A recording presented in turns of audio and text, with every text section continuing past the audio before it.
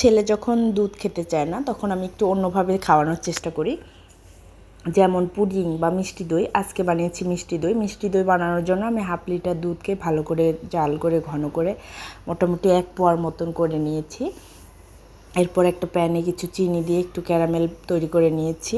আর এই ক্যারামেল তৈরি করার পর সেখানে আমি আবার ওই 1/2 লিটার দুধ থেকে যে 1 পোয়া দুধ পেয়েছি সেটা ঢেলে দিয়েছি। তো সেটা দেওয়ার পর আমি কিন্তু কোনো পাউডার দুধ ইউজ করিনি, সেটা আরও একটু জাল করে একদম আরও কমিয়ে নিয়েছি।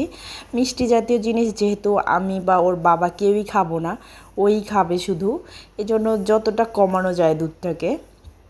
এরপর আমি দই বীজের জন্য টক দই নিয়েছি, জল ঝরিয়ে নিয়ে একটা পাতিলে এটা ফেটে নিয়ে আমি পরে এই ঘন করা দুধটা সেটা অ্যাড করে দিয়েছি। অ্যাড করে দেওয়ার পর আমি বাসায় নর্মাল যে নুডলসের কাপগুলো থাকে সেটাতে ঢেলে দিয়েছি। আর সেটা ঢালার পর আমি একটা ওয়ার্ম একটা টাওয়ালের মধ্যে ভালো করে মুড়িয়ে একদম 24 ঘন্টার জন্য আলমারিতে রেখে দিয়েছি। যেহেতু তাড়া ছিল না তখনই খাওয়ার, ইনস্ট্যান্ট বানানোর কোনো তাড়া ছিল না। পরে 24 ঘন্টা পর বাহির করেছি। আর বাহির করার পর একদম সেট হয়ে গিয়েছে দইটা, বাসায় তৈরি করা পারফেক্ট মিষ্টি দই। আর এটা আরও সেট করার জন্য কিছুক্ষণ আমি ফ্রিজে রেখে দিয়েছি নর্মাল চেম্বারে।